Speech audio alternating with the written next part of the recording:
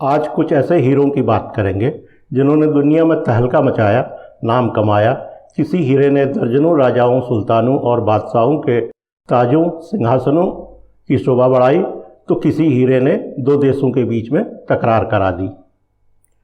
कोई आकार में बड़ा तो कोई कीमत में बहुत ज़्यादा।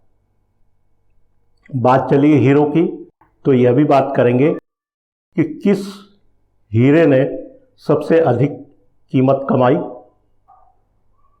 इसी के साथ यह भी बताएंगे कि CARAT कैरेट और KARAT कैरेट में क्या फ़र्क है या एक जैसे हैं। अगर शुद्धता नापने की बात है तो कैरेट का हाईएस्ट स्कोर कितना होगा। बात आगे बढ़ाएं इसके पहले JJ boss news and views के सभी व्यूअर्स को मेरा हार्दिक नमस्कार। मैं आशा करता हूं कि पिछले वीडियोज़ की तरह से इस वीडियो को भी आप अपना उतना ही स्नेह देंगे और उतना ही प्यार देंगे।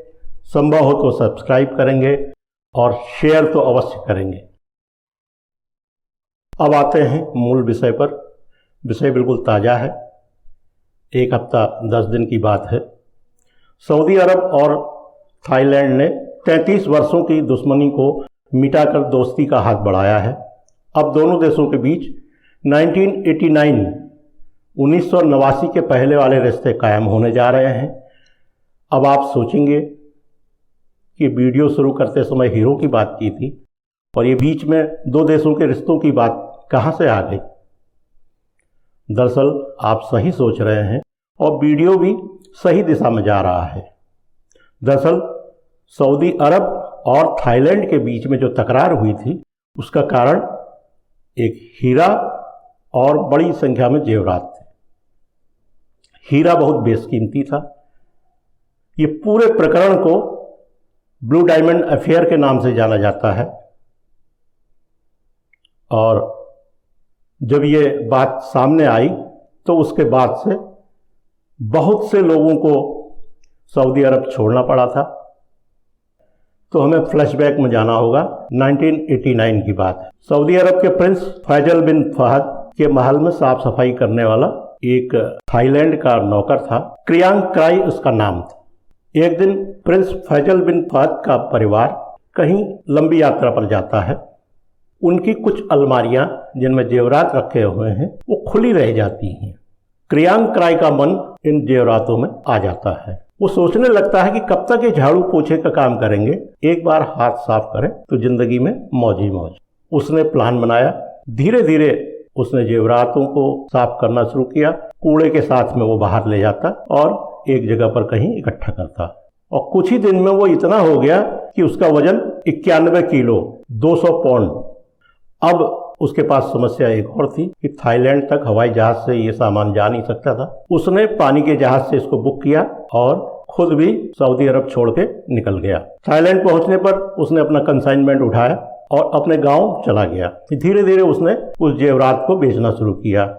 दरअसल वो इतना बेशकीमती जेवरात और हीरे थे उसमें कि वहां लोकल भी बिकने में दिक्कत आ रही थी। एक ज्वेलर्स ने उसको औने पौने दाम में खरीद लिया। इसी बीच प्रिंस फैजल बिन फहद अपने महल लौटते हैं। उन्हें पता चलता है कि चोरी हो चुकी है और क्रियांग क्राई भी गायब है। वो अपने एक खास मित्र जो जेवरातों का बहुत बड़ा पारखी था उसके साथ में कुछ लोगों को थाईलैंड भेजते हैं। वहां की सरकार कहती है कि हम बहुत इसमें मदद करेंगे। खोजबीन शुरू होती है, लेकिन सबसे पहले वो ज्वेलर, वो जेवरात का पारखी वो गायब हो जाता है। उसकी डेड बॉडी भी नहीं मिलती है। फिर धीरे धीरे सऊदी अरब के 4 डिप्लोमेट्स मारे जाते हैं। ये घटनाएं चल रही हैं। इसी बीच में वो ज्वेलर पकड़ा जाता है जिसने क्रियांग क्राई से माल खरीदा था। वो बात उगल देता है। उसके जरिए से पुलिस क्रियांग क्राई तक पहुंचती है। कुछ दिन बाद जेवरात हैं उसको लौटाने के लिए थाईलैंड अपने अधिकारियों को भेजते हैं। सऊदी अरब बताता है कि आधा अधूरा सामान हमें मिला है और वो हीरा भी नहीं है। जो भी जेवरात हमें मिले हैं उसमें आधे नकली हैं। अब यहीं से तकरार शुरू होती है। इसके साथ ही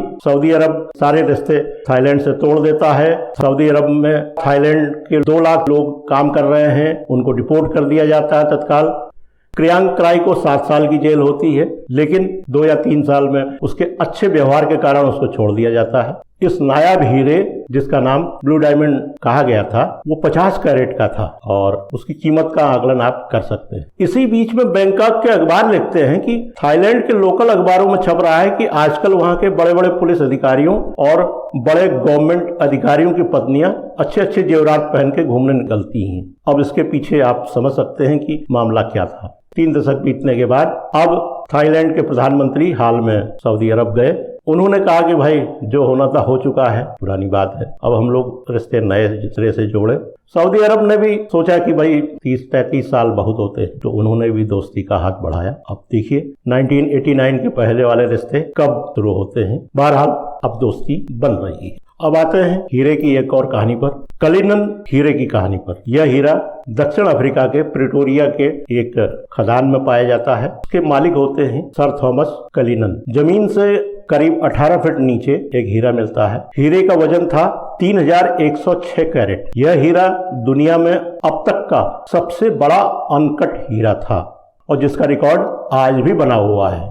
खदान मालिक ने इतना बड़ा हीरा जब देखा तो कुछ दिन तो अपने पास रखा रहा, बाजार में बेचने का प्रयास किया, नीलाम करने का भी प्रयास किया, लेकिन हुआ नहीं। वो इंग्लैंड भी ले गया। 2 साल बाद इंग्लैंड के राजा स्टुअर्ट 7 को उनके बर्थडे के गिफ्ट के तौर पर यह हीरा दे देता है। काफी समय तक स्टुअर्ट 7 अपने पास इस हीरे को रखे रहते हैं। फिर वो इसको तराशने के लिए एक अच्छे कारीगर के पास भेजना चाहते हैं, तो उन्होंने काफी खोजबीन की तो इसको भेजा गया। 6 महीने तक कारीगर के समझ में नहीं आया कि मैं पहला कट कहां से लगाऊं। जब प्लान करने के बाद उसने 6 महीने बाद पहला कट लगाया और वो सक्सेसफुल रहा, उसके मन मुताबिक वो कट लगा, तो कहते हैं खुशी के मारे वो बेहोश हो गया और 2-3 दिन तक वो उसी स्थिति में रहा। 4-6 दिन बाद नॉर्मल होने के बाद फिर उसने हीरे को तराशना शुरू किया और धीरे धीरे 109 पीस हो गए, जिसमें से 9 बड़े पीस बने और 100 पीस छोटे छोटे बने। जो बड़े पीस बने उन्हें कलिनन 1 से लेकर 9 तक का नंबर दिया गया और जो सबसे बड़ा पीस उसका वजन 530.20 कैरेट निकला।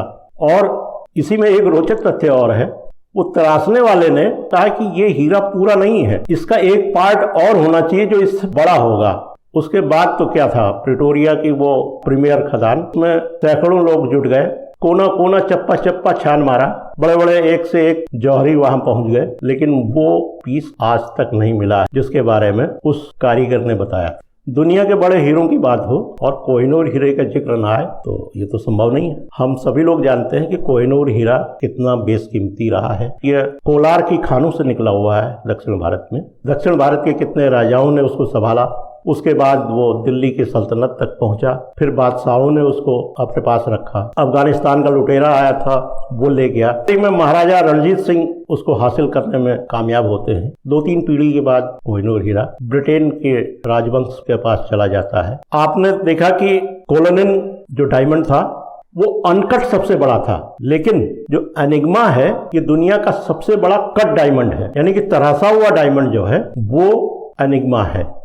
इसका वजन 555.55 कैरेट है। Guinness book of world records में इसका नाम है। कहा जाता है कि 2.6 अरब वर्ष पहले एक उल्का पिंड जब पृथ्वी से टकराया था, उसके बाद इस हीरे की रचना हुई थी। रेयर ऑफ द रेयरेस्ट भी कहना इसके लिए ठीक है। जब ये आखिरी बार बिका था इसकी कीमत 37 करोड़ रुपया लगाई गई। वादे के मुताबिक बात करते हैं CARAT कैरेट और KARAT कैरेट, इन दोनों कैरेट में क्या फर्क है? क्या फर्क है कहेंगे तो CARAT कैरेट वजन नापने के काम आता है और KARAT कैरेट यह शुद्धता का पैमाना है। हीरे में शुद्धता का पैमाना कैरेट में तो नहीं हो सकता है, लेकिन सोने की शुद्धता कैरेट में नापी जाती है KARAT में, और 24 कैरेट हाईएस्ट स्कोर है। अब बात करते हैं कि हीरे को कैसे पहचाने। तो हीरे की पहचान के लिए 4C, अंग्रेजी वाला जो C है, 4C का इस्तेमाल होता है। पहला C है कट, दूसरा C है कलर, तीसरा C है क्लैरिटी, चौथा C है कैरेट। पहला C कट जितनी अच्छी लगी होगी कीमत उतनी ही बढ़िया होगी। कट 3 तरह की होती है, प्रोपोर्शनल, शैलो और डीप। अब इसमें जैसे नाम से ही है प्रोपोर्शनल, यानी कि जैसे ऊंचाई लंबाई चौड़ाई उसी प्रोपोर्शन में उसको काटा गया है तो वो सबसे बढ़िया कट माना जाएगा। दूसरा C है कलर। इसकी रेंज D फॉर दिल्ली से शुरू होकर के V फॉर वाराणसी तक होती है। जो हीरा रंगहीन होता है वही सबसे अच्छा माना जाता है, यानी कि कलर नहीं होना चाहिए हीरे में, और वो D ग्रेड का होगा और द बेस्ट होगा। C फॉर क्लैरिटी में आते हैं। हीरा पारदर्शी होना चाहिए। यह क्लैरिटी उसकी कीमत को तय करता है। अगर उसमें धब्बा है, कहीं बादल है, कोई हल्का सा कोई दूसरा मिश्रण है, तो वो आर पार नहीं देखा जा सकेगा। जो पैमाना है द बेस्ट है उसको कहते हैं IF, यानी कि इटरनली फ्लोलेस, अंदर से कोई धब्बा नहीं। इससे कम क्लैरिटी को BBS1 से लेकर के SI3 तक नापा जाता है। भारतीय आभूषणों और रत्नों के लिए आप जानते हैं जो हमारे परंपरागत ज्वेलर्स हैं और जो ज्योतिष वाले हैं जो रत्न पहनाते हैं वो रत्ती का इस्तेमाल करते हैं। अब ये रत्ती आई कहाँ से? रत्ती वैदिक काल से चली आ रही है। रत्ती एक वनस्पति है, हमारा पौधा है, जिसके दाने लगभग बराबर होते हैं। उसी के दानों के वजन को एक रत्ती का वजन माना जाता है और इसका वजन अगर हम ग्राम में देखें 0.1215 ग्राम, यानी कि 1 ग्राम में 1000 मिलीग्राम होते हैं। तो अगर हम इसको मिलीग्राम में बदल दें, ऐसे 121.5 मिलीग्राम एक रत्ती का वजन होगा। इसी तरह पाश्चात्य देश कैरोब नाम के एक पेड़ के बीजों का इस्तेमाल करते थे। यह सेराटोनिया सिलिका प्रजाति का पेड़ है। इसके बीज को भी कैरोब ही कहा जाता है, जिसका वजन ग्राम में 0.200 ग्राम होता है और अगर मिलीग्राम की बात करें तो 200 मिलीग्राम होता है। यही कैरोब आगे चलकर CARAT कैरेट में बदल गया। इस तरह हम देखते हैं कि 1 ग्राम में 5 कैरेट होंगे, 1 ग्राम में 5.4945 रत्ती होंगे। लगे हाथ ये भी बता दें 6 रत्ती से 1 आना बनता है। 6 रत्ती का 1 आना है और 16 आने का 1 तोला। और अगर हम रत्ती और तोले का बीच का अगर संबंध निकालें तो 96 रत्ती से 1 तोला बनेगा और इसको तोले को अगर ग्राम में बदल दें तो 11.664 ग्राम का 1 तोला होगा। व्यूअर्स, अब आप हीरा खरीदने जाएंगे और या जेवर खरीदने जाएंगे तो आप कुछ इन बातों का ध्यान रखेंगे कि एक तो होलोग्राम से आप सोने की शुद्धता नाप सकते हैं, उसकी गारंटी हो सकती है, लेकिन जो इंटरनेशनल नेशनल जो भी लैब हैं ये डायमंड की शुद्धता की कोई गारंटी नहीं है। ये आपको खुद ही देखना है। आप बेचने वाले की विश्वसनीयता और अपनी जेब दोनों पर भरोसा करें, तभी इस तरह के खरीदारी करें। आज इतना ही। आज का एपिसोड आपको कैसा लगा? आपके जीवन के लिए अगर ये उपयोगी लगता हो तो ज़रूर इसे शेयर करें और लोगों को भी बताएं, लाइक कर दें, कमेंट कर दें और कृपा कर अगर सब्सक्राइब कर देंगे तो बहुत अच्छा लगेगा। अब समाप्त होती है आज की बात।